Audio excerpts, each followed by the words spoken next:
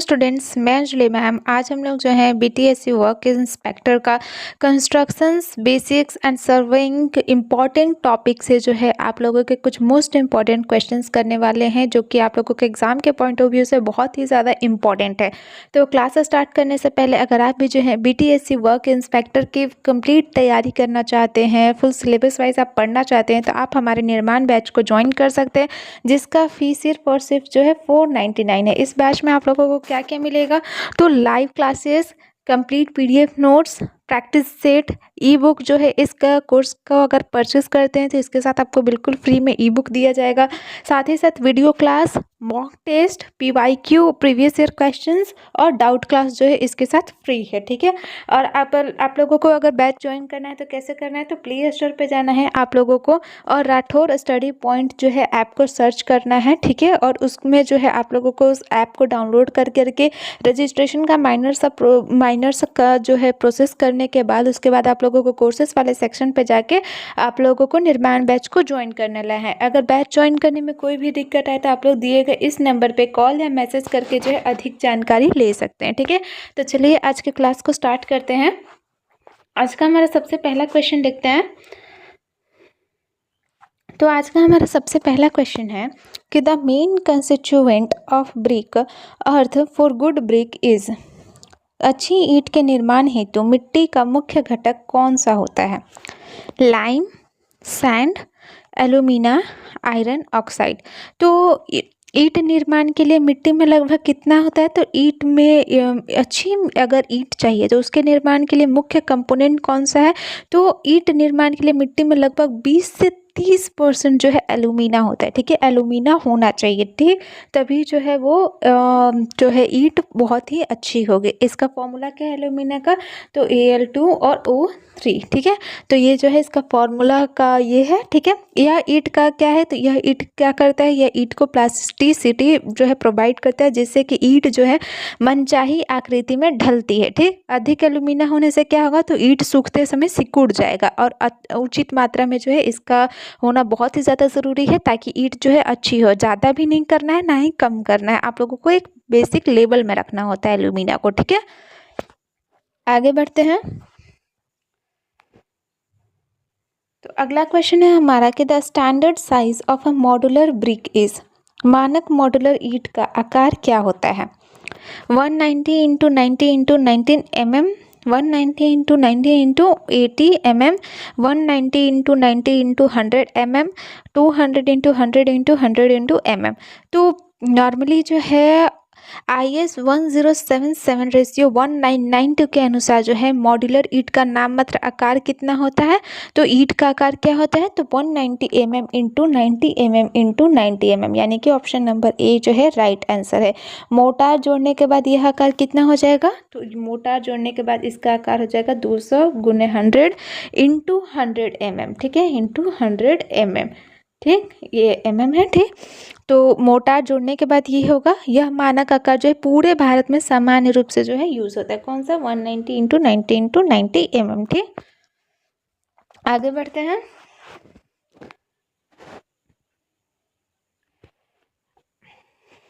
अगला क्वेश्चन है हमारा कि the crushing strength of a good quality brick should not be less than.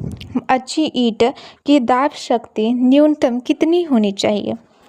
25 kg पर सेंटीमीटर स्क्वायर, 35 kg पर सेंटीमीटर स्क्वायर, 50 kg पर सेंटीमीटर स्क्वायर, 105 kg पर centimetre square, sorry centimetre to the power 2।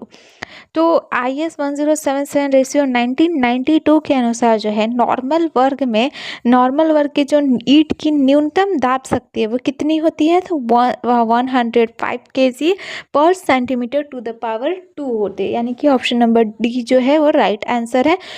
अगर class ए की ईंट चाहिए, यानी कि उच्च गुणवत्ता की ईंटें होती हैं, तो उनका कितना होता है, उनका दाब शक्ति जो है 140/150। ठीक है। 140 से 150 kg पर सेंटीमीटर टू द पावर 2 तक सहन कर सकता है। ठीक है। क्लास ए की ईंट। कम शक्ति वाली ईंटों का यूज जो है कहाँ होता है, तो केवल अस्थायी या फिर कम भार वाली संरचनाओं में जो है इसका यूज किया जाता है, कम शक्ति वाली। ठीक। आगे बढ़ते हैं। The most commonly used type of cement in general construction work is. कम शक्ति वाली ईंटों का उपयोग केवल सामान्य निर्माण कार्यों में सर्वाधिक प्रयुक्त सीमेंट कौन सा होता है? PPC, Portland pozzolana cement, OPC ordinary Portland cement, rapid hardening cement और लो हीट कंटेंट। तो अगर जो है मोस्ट कॉमनली कौन सा जो है जनरल कंस्ट्रक्शन में जो है जनरल कंस्ट्रक्शन के टाइम सीमेंट यूज़ होता है, तो ओपीसी यानी कि ऑर्डिनरी पोर्टलैंड सीमेंट जो है वो जनरली जो है सामान्य सीमेंट है, जिसका यूज़ अधिकतर जो है घर बनाने में या फिर जो कंस्ट्रक्शन वर्क है इसी में इन सब चीज़ों में जो है ज़्यादातर इसी सीमेंट का यूज़ किया जाता है। यह 3 ग्रेड में आता है, कौन कौन सा? तो 33, 43 और 53। ठीक है, ये 3 ग्रेड में आता है। ये जल्दी जमता है और जो है उच्च शक्ति प्रदान करता है। कौन सा cement? Ordinary Portland cement. PPC जो है वो पर्यावरण अनुकूल होता है पर धीरे धीरे शक्ति प्रदान करता है। ठीक, वो धीरे धीरे जमता है, पर ओपीसी जो है तुरंत जमता है और जल्दी ही शक्ति दे देता है। ठीक, अगला क्वेश्चन देखते हैं कि the initial setting time of cement should not be less than. Cement का प्रारंभिक जमाव समय न्यूनतम कितना होना चाहिए? 10 मिनट्स, 20 मिनट्स, 30 मिनट्स, 60 मिनट्स। तो IS 4031 यानी कि पार्ट 5 तो 1988 के अनुसार जो है सीमेंट का प्रारंभिक जमाव समय कितना होना चाहिए? तो 30 मिनट से। ठीक है, 30 मिनट से कम नहीं होना चाहिए। इससे क्या होगा? तो इससे जो मिक्स डालने व आकार देने का पर्याप्त समय मिल जाता है 30 मिनट के अंदर। ठीक, और अंतिम जमाव समय इसका कितना होना चाहिए? तो 600 मिनट यानी कि 10 घंटे से अधिक नहीं होना चाहिए। ठीक, अगर 10 घंटे से ज़्यादा होता है तो मतलब कि वो सीमेंट जो है वो बेकार है। ठीक, आगे बढ़ते हैं।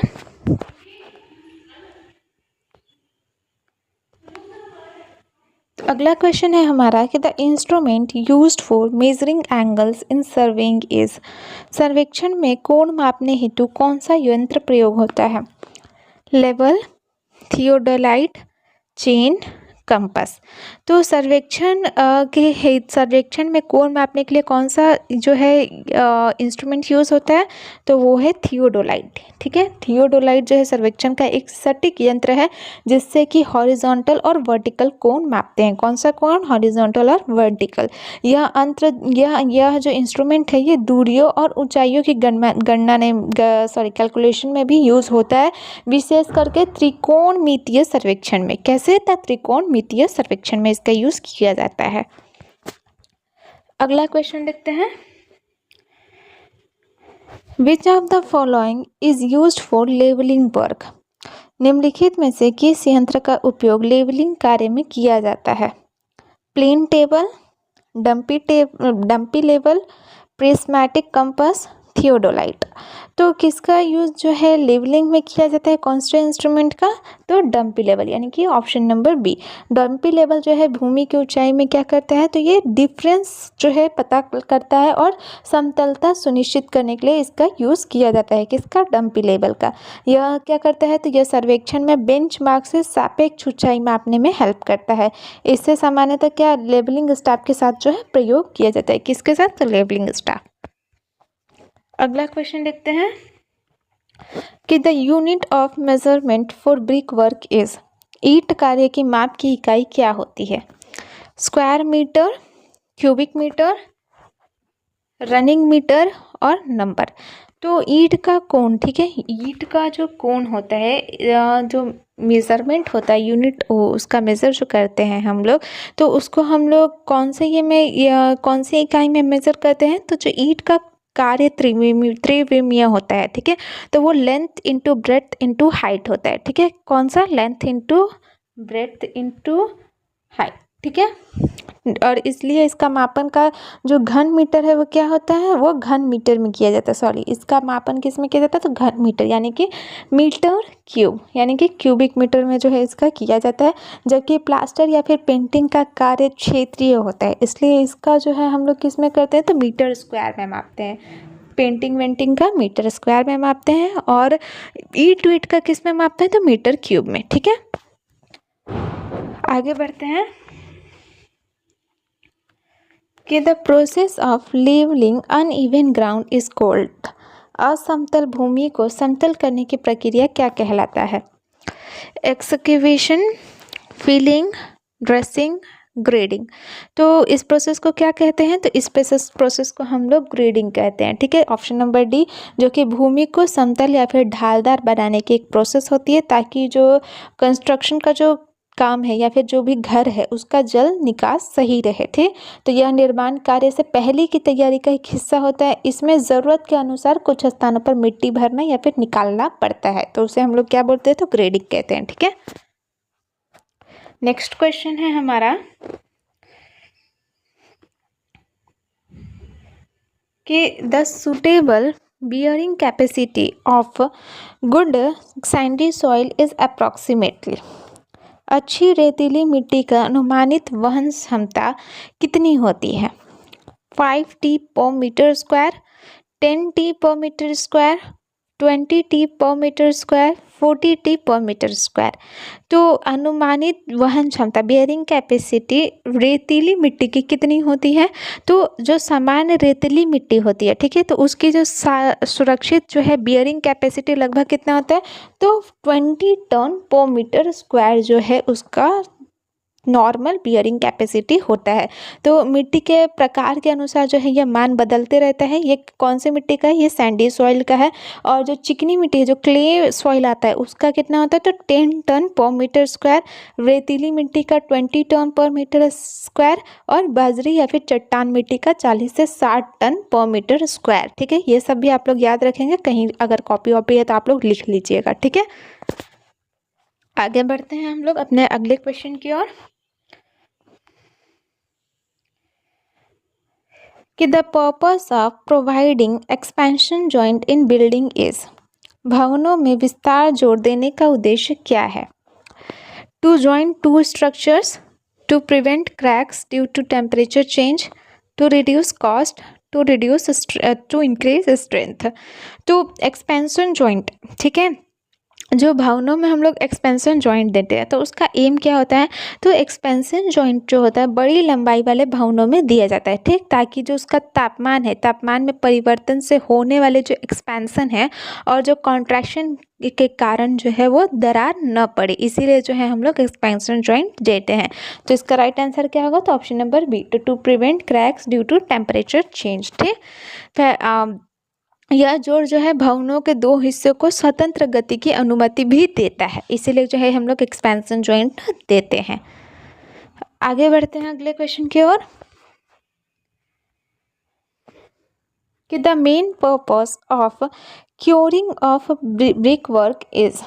ईंट कार्य की क्योरिंग का मुख्य उद्देश्य क्या है?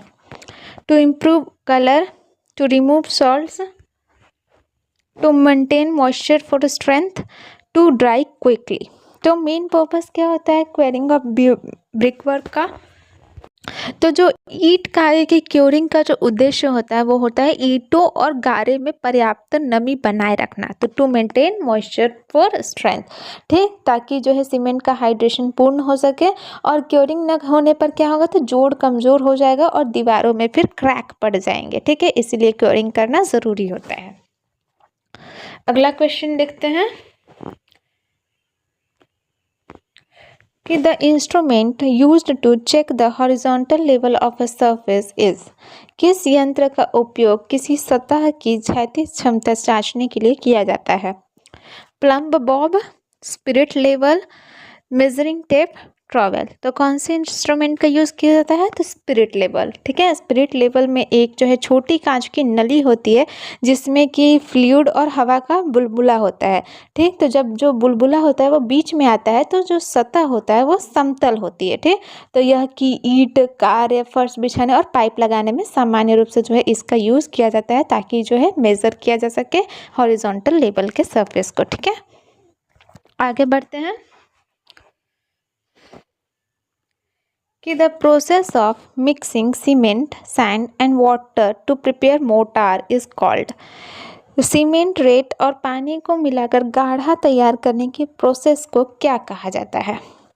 क्योरिंग, प्लास्टरिंग, मिक्सिंग और फ्रेंडरिंग। तो इस प्रोसेस को हम लोग क्या कहते हैं, तो मिक्सिंग कहते हैं। ठीक है, मिक्सिंग एक प्रोसेस होता है जिसमें कि सीमेंट, रेत और पानी को समान रूप से मिलाया जाता है। ठीक है, यह दो प्रकार की होती है, कौन कौन सी, तो हैंड मिक्सिंग और मैकेनिकल मिक्सिंग। ठीक है, सामान मिश्रण से गाढ़ा, मजबूत और टिकाऊ बनता है, जो भी हम लोग भवन बना रहे हैं वो सब। तो हैंड मिक्सिंग आप लोगों को नाम से ही पता है कि हैंड से मिक्स करेंगे, और मैकेनिकल मिक्सिंग यानी कि किसी भी इंस्ट्रूमेंट का यूज़ करके जो है हम लोग करते हैं। ठीक है, आप लोगों ने देखा होगा जब घर वर बनता होगा तो आप लोगों ने वो चीज़ देख रही होगी। ठीक है, आगे बढ़ते हैं अगले क्वेश्चन की ओर कि the most suitable bond for brick masonry involves having thickness more than 1 brick is. एक से अधिक ईंट मोटाई वाली दीवारों के लिए सबसे उपयुक्त बॉन्ड कौन सा होता है? English bond, Flemish bond, structure bond, header bond. तो इसके लिए सबसे जो है इम्पॉर्टेंट बॉन्ड कौन सा होता है एक से अधिक ईंट मोटाई वाली दीवारों के लिए? तो इंग्लिश बॉन्ड। ठीक है, इंग्लिश बॉन्ड जो है, इंग्लिश बॉन्ड में एक परत हेडर की और अगली परत स्ट्रक्चर की होती है। ठीक है, कौन कौन सी, तो एक परत हेडर की और अगली परत स्ट्रक्चर की होती है। इससे क्या होगा, तो इस बॉन्ड से जो है, यह बॉन्ड जो है सबसे मजबूत माना जाता है और 2 या अधिक ईंट मोटाई वाली दीवारों में जो है इसका यूज़ किया जाता है। फ्लेमिश बॉन्ड जो है सुंदर दिखता है, लेकिन इंग्लिश बॉन्ड से थोड़ा कमज़ोर होता है। फ्लेमिश बॉन्ड भी मतलब मजबूत ही होता है और वो सुंदर भी दिखता है, बट इंग्लिश बॉन्ड से कम जो है मजबूत होता है। ठीक है, आगे बढ़ते हैं अगले क्वेश्चन की ओर कि the part of a building constructed above the ground level is called. भवन का वह भाग जो भूमि स्तर के ऊपर निर्मित होता है क्या कहलाता है? Substructure, superstructure, foundation, basement. तो भवन का जो भाग भूमि स्तर के ऊपर जो बनता है, ठीक है, जैसे कि दीवारें हो गई, खिड़कियां हो गई, बीम हो गया, छत हो गया, तो उसे हम लोग क्या कहते हैं, तो उसे हम लोग सुपर स्ट्रक्चर कहते हैं। ठीक है, उसे सुपर स्ट्रक्चर कहते हैं। और उसके नीचे का भाग, ठीक है, जो भी बेस होता है, तो उसे हम लोग क्या कहते हैं, तो उसे हम लोग सब स्ट्रक्चर कहते हैं। ठीक है, आप लोग ये भी याद रखेंगे। अगला क्वेश्चन देखते हैं कि the thickness of a single quote of plastering in ceiling should not exceed. छत पर एक परत के प्लास्टर की मोटाई अधिकतम कितनी होनी चाहिए? 6 मिलीमीटर, 10 मिलीमीटर, 12 मिलीमीटर और 20 मिलीमीटर।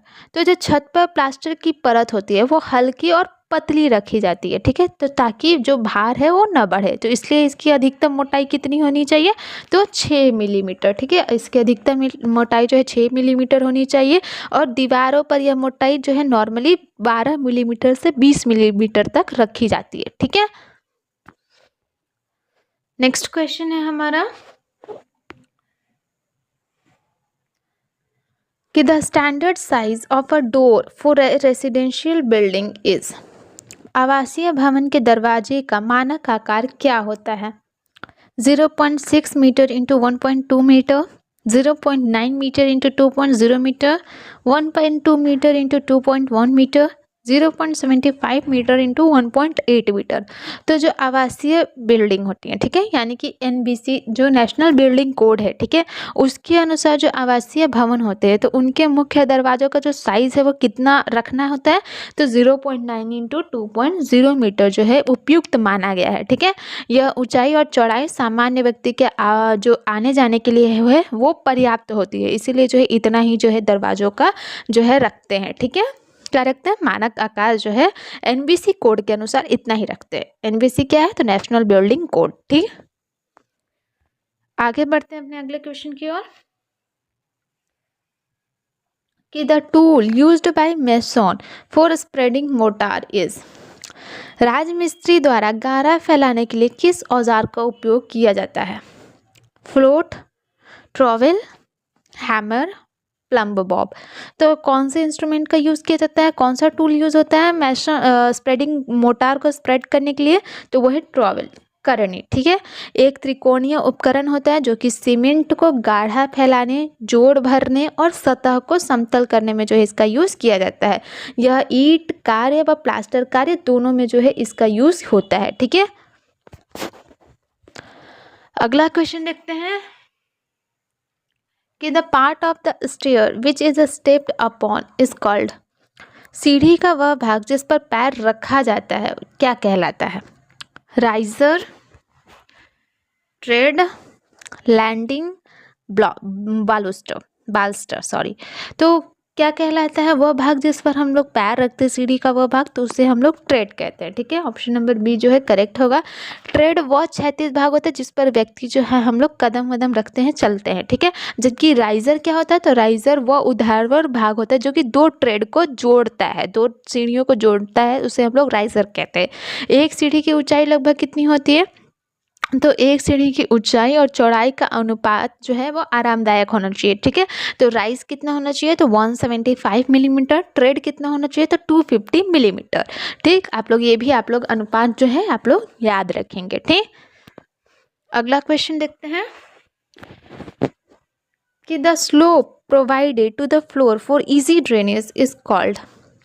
फर्श में जल निकासी हेतु दी गई ढाल को क्या कहा जाता है? Camber, gradient, pitch, slope. तो फर्श या फिर सड़कों में जो है जल बहाव के झुकाव के लिए, ताकि जल जो है जो पानी है वो जल्दी से निकल जाए, तो उसके लिए जो है स्लोप देते हैं। तो उसे हम लोग क्या कहते हैं? तो उसे जो है ग्रेडियंट कहते हैं। ठीक है, ग्रेडियंट कहते हैं। आमतौर पर जो है फर्श में एक 1/50 से 1/100 तक ढाल दिया जाता है। ठीक है, ताकि जो पानी है वो रुक ना सके, एक जगह जो है उसका जमाव ना हो। ठीक, अगला क्वेश्चन देखते हैं कि the part of a window which holds glass is called. खिड़की का वह भाग जो कांच को थामे रखता है क्या कहलाता है? Frame, सैश, pen, shutter. तो वह भाग जो कि कांच को थामे रखता है, ठीक है, और जो ग्लास को होल्ड करता है, तो उसे क्या कहते हैं? तो उसे सैश कहते हैं। ठीक है, सैश क्या है? तो खिड़की का वह चलने वाला भाग होता है जिसमें कि कांच के पेन लगे होते हैं। ठीक, यह फ्रेम के अंदर खुलता बंद होता है। फ्रेम दीवार से जुड़ा एक अस्थायी भाग होता है, जबकि जो सैश होता है वो मूवमेंट करने वाला भाग होता है। ठीक है, नेक्स्ट क्वेश्चन देखते हैं कि the standard height of a hand rail in staircase is. सीढ़ी की हैंड रेल की मानक ऊंचाई कितनी होती है? 600 मिलीमीटर, 750 मिलीमीटर, 900 मिलीमीटर, 1100 मिलीमीटर। तो जो ऊंचाई है वो कितनी होती है? तो जो NBC कोड है, ठीक है, नेशनल बिल्डिंग कोड है, उसके अनुसार जो सीढ़ियों की हैंडरेल होती है तो उसकी ऊंचाई लगभग कितनी होता है? तो उसकी ऊंचाई लगभग 900 मिलीमीटर रखा जाता है, यानी कि 0.9 मीटर जो है रखी जाती है। यह ऊंचाई जो है एक एडल्ट के लिए सुविधा और सुरक्षा के लिए आदर्श मानी जाती है। ठीक है, NBC कोड के अनुसार तो इतनी ही जो है रखी जाती है। ठीक है, अगला क्वेश्चन देखते हैं कि the mixture of cement, sand and water used for plastering is called. Plastering में प्रयुक्त सीमेंट, रेत और पानी का मिश्रण क्या कहलाता है? Concrete, mortar, grout, slurry. तो जो प्लास्टरिंग में यूज़ होता है, जो सीमेंट, रेत और पानी का जो मिश्रण होता है उसको जो यूज़ करते हैं उसे क्या बोलते हैं? तो मोर्टार बोलते हैं। ठीक है, मोर्टार बोलते हैं। यह ईंट को जोड़ने, प्लास्टरिंग और मरम्मत के कार्य में जो है इसका यूज़ किया जाता है। इसकी जो मिक्स रेशियो होती है वो कितनी होती है? तो 1:4 से 1:6। ठीक है, 1:4 या फिर 1:6 जो है इसकी मिक्सिंग रेशियो रखी जाती है। ठीक है, अब देखते हैं आज का हमारा नेक्स्ट और लास्ट क्वेश्चन कि the maximum permissible moisture content in brick before using it in masonry is.